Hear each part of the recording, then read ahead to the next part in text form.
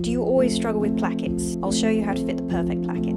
So I'm working on a Regency dress commission at the moment. I've cut a slit 10 inches long, as 10 inches is the perfect placket size for a skirt. And I've also made some bias binding, which is 20 inches long, maybe close to 21 or 22 just for ease. And this bias doesn't have to be actually on the bias, it can be on the straight of grain if you'd like. So we're going to start by pinning one side of the bias to the placket.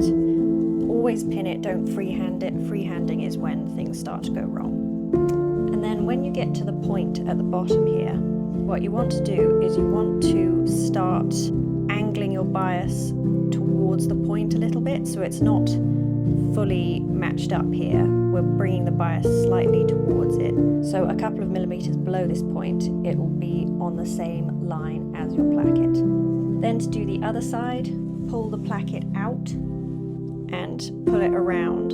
So because we've tapered it towards the other side, it'll still be slightly overlapping on this side, but that's fine because we just taper it back out again. So even just from this pinning stage, you can already see that there's not going to be any lumps because there's no lumps at this point. So we start machining one side. Then when you start getting close to the edge, you don't actually want to machine it all the way to the point. You want to stop a couple of millimeters above that. So just keep machining, following your pins, and then stop just above the point. And backstitch it. Then start it the same way on the other side. So you want it a couple of millimeters away from the point and start by backstitching it.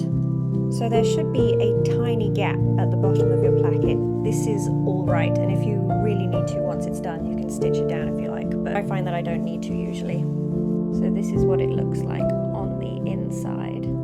And then instead of pinning them both just normally like bias, I like to pin one side normally and then one side all the way over and stitch it. So this dress is left over right, so on the left side I'm going to turn it and pin it all the way over, and the same as the machine stitching, finish pinning it a little above the point, and that's also where you'll stop sewing. And then on the right side I'm just turning it and folding it over like bias.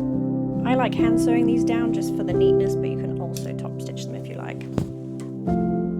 I haven't stitched them down yet, but look at how neat this is.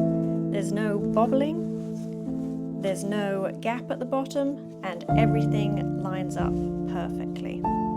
That's how I insert plackets perfectly every time. Like and follow me for more sewing tutorials like this.